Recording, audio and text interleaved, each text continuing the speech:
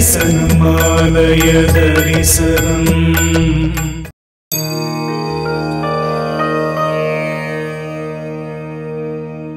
ஆலய தரிசனம். ஸ்ரீ நாகாத்தம்மன் ஆலயம், ஸ்ரீ தேவி கருமாரியம்மன் ஆலயம், ஐயன் குளக்கரை, குளக்கரை தெரு, மதுர நாராயணபுரம், பள்ளிக்கரணை, சென்னை.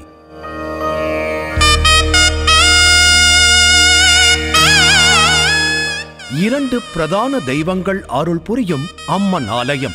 1984ஆம் ஆண்டு ஒரு சிறிய பீடத்தில் உருவாக்கப்பட்டு பின்பு ஓலையால் வேயப்பட்டு அதற்கு பின் சிமெண்ட் ஷீட் போடப்பட்டு தற்சமயம் நல்ல முறையில் கோயில் நடந்து வருகிறது. இந்த கோவிலில் புற்று உருவாகி அரச மரமும் வேப்ப மரமும் ஒன்றாக வளர்ந்துள்ளது. ஆலய நுழைவாயில் வழியாக உள்ளே சென்று அம்மனை தரிசிக்கலாம்.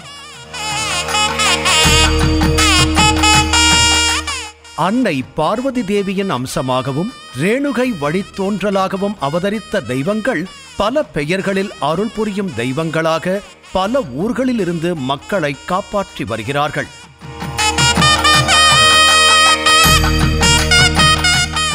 மழை தர வேண்டியும் கோடை காலங்களில் ஏற்படும் அம்மை நோய்களிலிருந்து மக்களை காக்கும் தெய்வங்களாக, அதாவது மாரியம்மனாக, மாரி என்ற சொல்லுக்கு மழை என்று பொருள். சக்தியின் அம்சமான தெய்வங்கள் பல பெயர்களில் அழைக்கப்படுகிறார்கள்.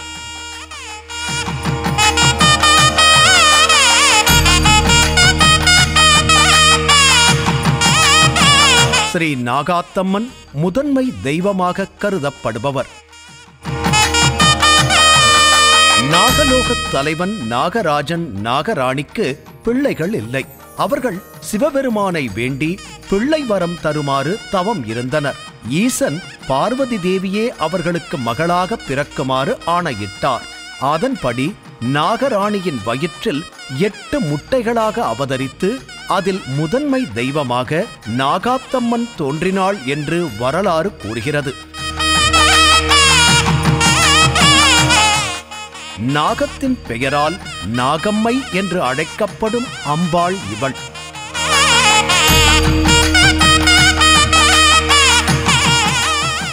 பல்லாயிரம் ஆண்டுகளாகவே நாகத்தின் சிறப்பு போற்றப்படுகிறது.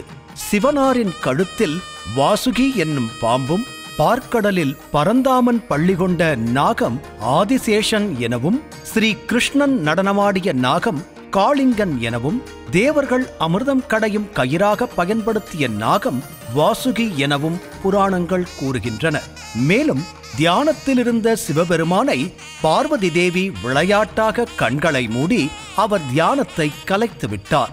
அதனால் நாகலோகத்தில் பார்வதி தேவி பிறந்து தன் சாபகாலம் முடிந்த பிறகு பூமியில் கோயில் கொள்ளுமாறு சிவபெருமான் ஆணையிட்டார்.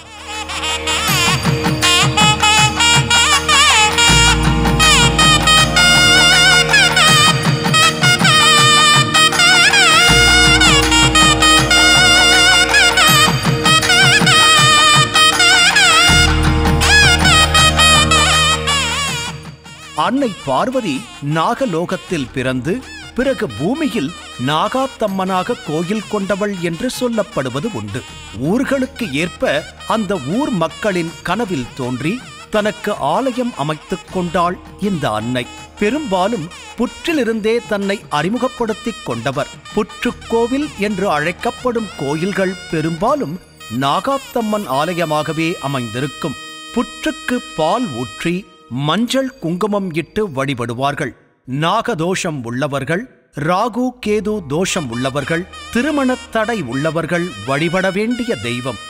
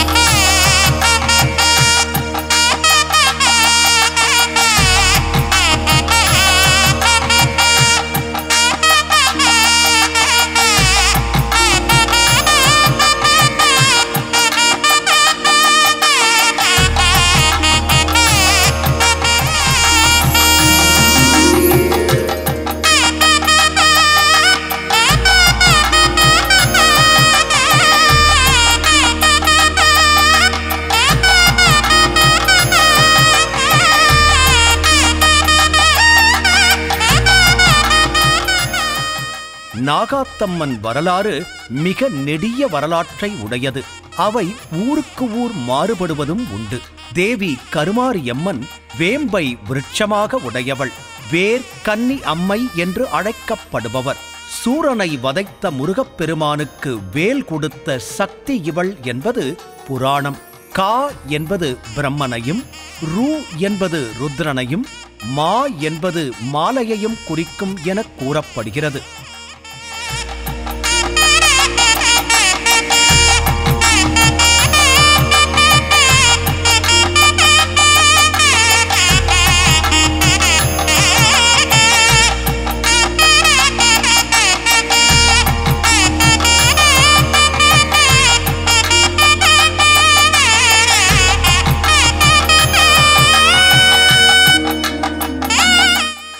தேவர்களின் மூல சக்தி இவளே என்பது ஐதீகம்.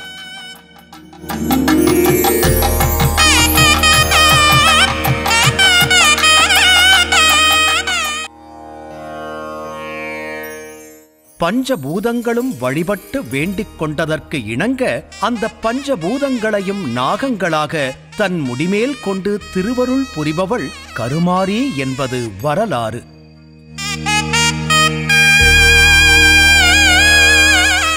பிறைச்சந்திரன், மூவிலை, சூலம், உடுக்கை, வாள், பொற்கிண்ணம் ஏந்திய சிவகோலம், நாராயணி என ஈருரு கொண்டு காட்சி தரும் அன்னை ஸ்ரீ தேவி கருமாரியம்மன்.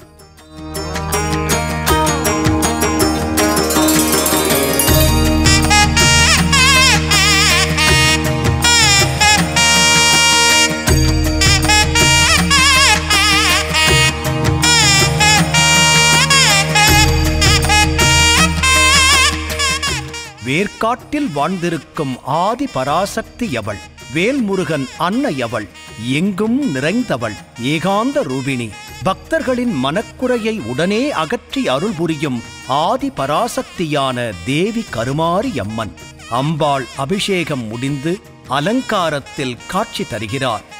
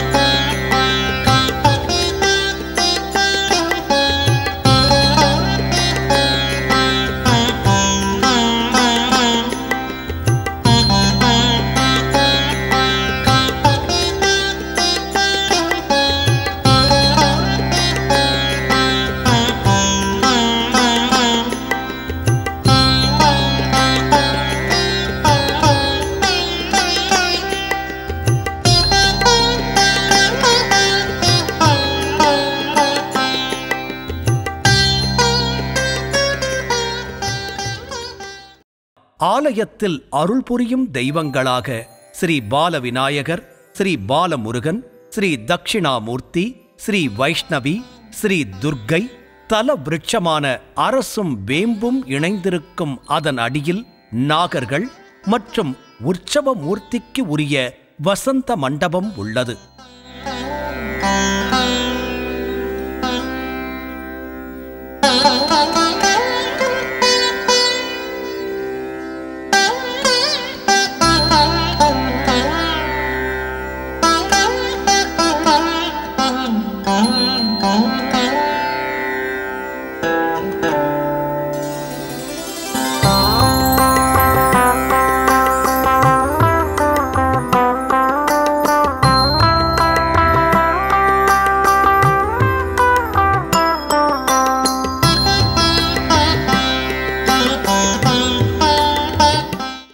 அம்மனுக்கு உரிய அனைத்து நாட்களும் விசேஷமாக கொண்டாடப்படுகிறது.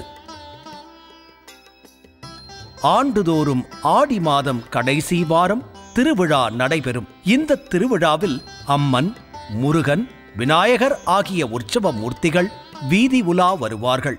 ஒவ்வொரு மாதம் பௌர்ணமியன்று அம்பாளுக்கு விசேஷ ஆராதனைகள் செய்து கோவிலுக்குள் உலா வருகிறார்.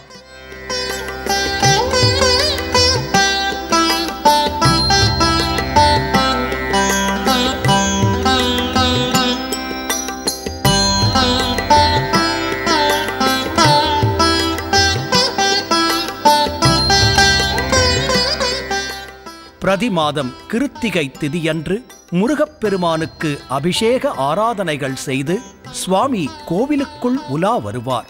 சங்கடஹர சதுர்த்தி சிறப்பாக நடைபெற்று வருகிறது. இந்த ஆலயத்தின் மிகச் சிறப்பான உற்சவம் திருக்கல்யாண உற்சவம். ஆலயங்களில் தெய்வங்களுக்கு திருமணம் செய்து பார்ப்பதில் பக்தர்கள் ஏன் மகிழ்ச்சி அடைகிறார்கள் என்று கேள்வி எழலாம். ஒவ்வொருவரும் தங்கள் பெற்றோர்களுக்கு 60ஆம் கல்யாணம் என்று சொல்லப்படும் மணிவிழா, சதாபிஷேகம் என்று சொல்லப்படும் விழா என்று சில விழாக்களை நடத்துகிறார்கள்.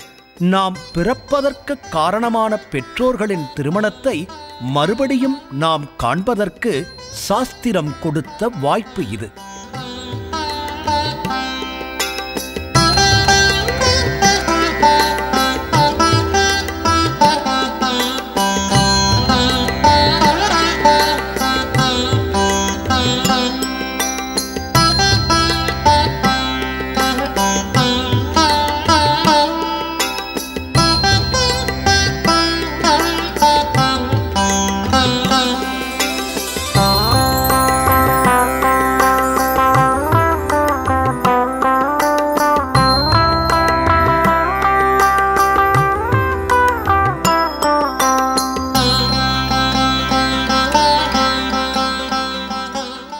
ஏன் மறுபடியும் எங்களுக்கு திருமணம் செய்து வைக்கிறீர்கள் என்று பெற்றோர்கள் கேட்டதில்லை.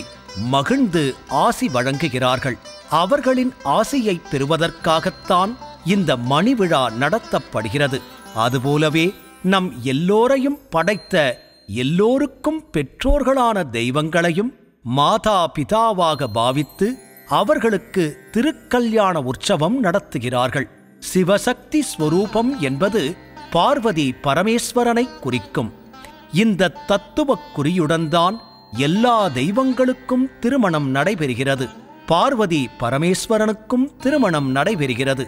பங்குனி மாதம் உத்திர நட்சத்திரம், அதாவது பங்குனி உத்திரத்தன்று திருக்கல்யாண உற்சவம் கோயில்களில் நடைபெறும்.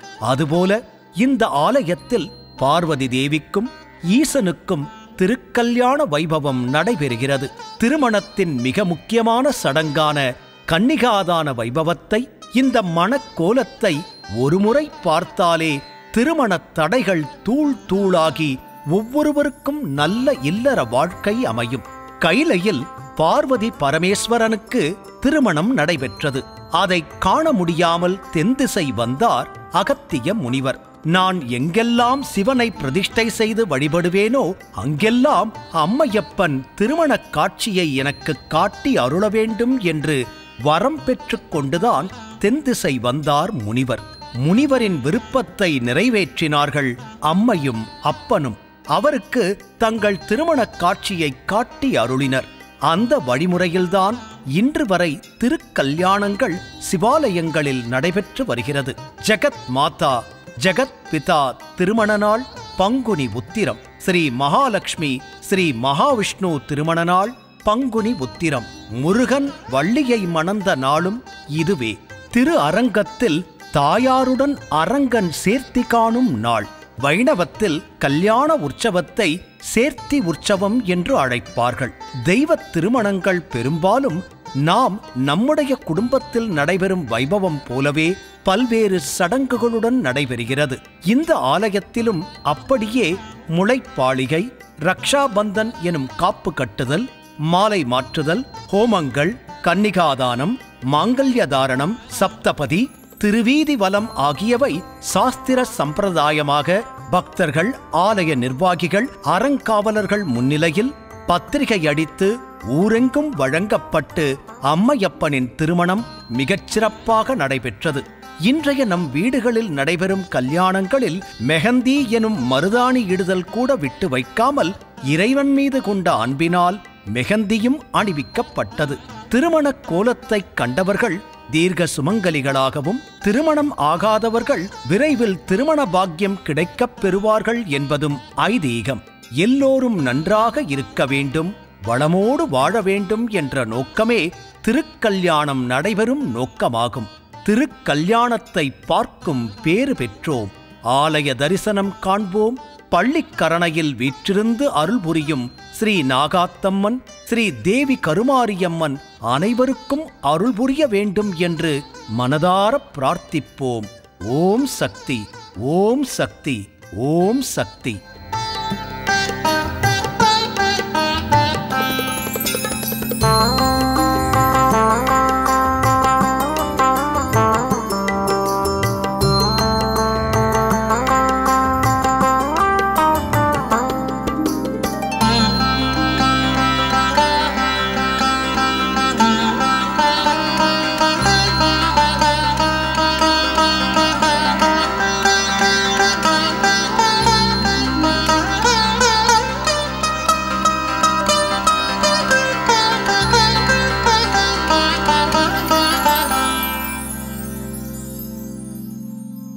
Thanks for watching கடவுள் டிவி. இது போன்ற ஆன்மீக வீடியோக்களை தொடர்ந்து பார்க்க கடவுள் டிவி யூடியூப் சேனலை சப்ஸ்கிரைப் பண்ணுங்க.